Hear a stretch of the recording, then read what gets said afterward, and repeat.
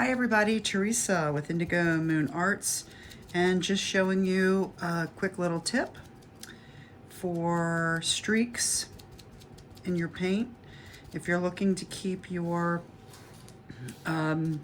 bottles streak free, use foam paintbrushes, or I call them daubers. You can call them daubers, dabbers, but these are perfect for creating a wonderful texture on your bottle when it's done, but it's streak free.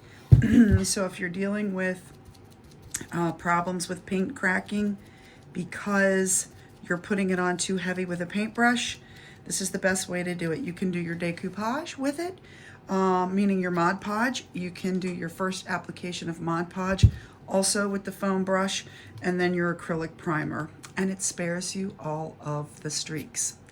Hope you enjoyed.